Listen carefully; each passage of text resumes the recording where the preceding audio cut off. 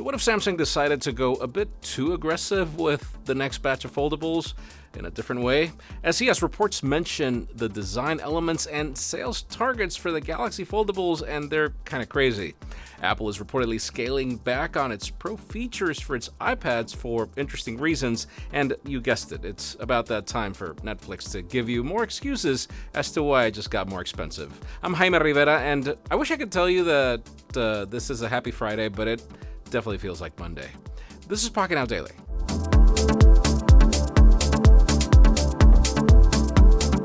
The official news today are not pleasant as they begin with Netflix because guess what? There is a new price hike coming soon. The company announced price increases for its basic and premium subscription plans in the United States, the UK, and France. In the United States, the basic plan will see a monthly increase from $9.99 to $11.99, while the premium plan rises from $19.99 to $22.99 per month. However, the ad-supported tier will remain at $6.99 per month, as will the standard plan at $15.49 per month.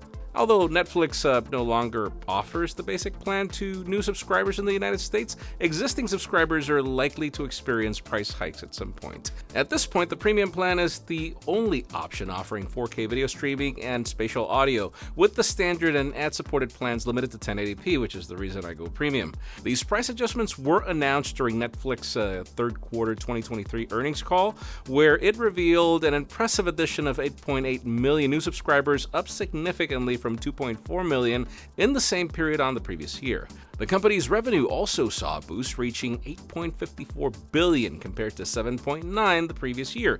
Notably, these subscriber gains come after Netflix initiated its efforts to curb password sharing between households, with the company reporting a lower than expected negative response to this limitation.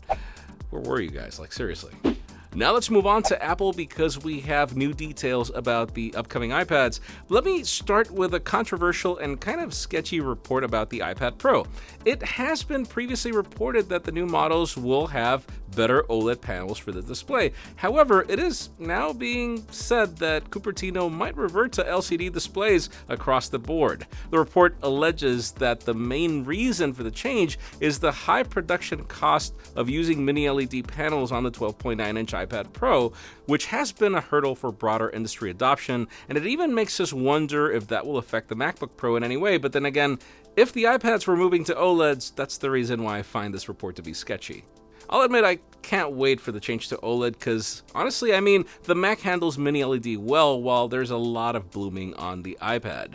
Speaking of the larger Pro model, just like we got a larger MacBook Air this year, we've also heard that Cupertino is working on the development of a larger iPad Air model at 12.9 inches diagonal, which makes sense because a lot of people just don't want to pay for Pro if they just want a larger panel.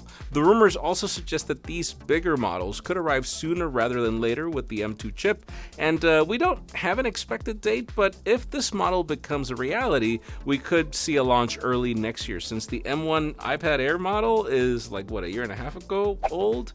It's been a bit. Moving on, let's stick to Apple because it seems the company has been noticing that generative AI is something that Siri doesn't do.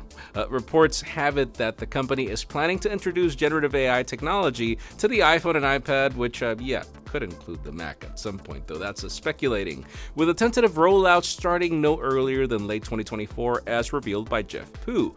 His supply chain checks indicate that Apple's intention to build a few hundred AI servers in 2023 might be happening, with significant more the following year. The plan involves a combination of cloud-based AI and edge AI, which prioritizes on-device data processing. Cupertino is taking a cautious approach, apparently, aligning generative AI with its strong commitment to customer privacy, says the report. If the late 2024 timeframe is met, generative AI features may debut on iOS 18 and iPadOS 18. The specific applications of this technology remain undisclosed, but it could involve a deeper integration with the Shortcuts application. While Apple has acknowledged this interest in generative AI and mentioned it in job listings, the company has yet to devise a clear strategy for releasing tools to the public, according to Mark Gurman. So yeah, it seems like they want to do things right and not rush their AI plans in typical Apple thoughtful fashion. Even Tim Cook emphasized the need for thoughtfulness and deep consideration of this technology's implications. But at the same time, now that we see Microsoft's Copilot and the Google Assistant on the Pixel 8 Pro, I can understand why they're rushing. And finally, for the most interesting news today, let's talk about Samsung and their objectives for the upcoming foldables in next year. I mean, according to a new report by the elect, Samsung is setting an ambitious target, aiming to sell 20 million foldable smartphones in 2024, a significant increase from their 15 million in 2023.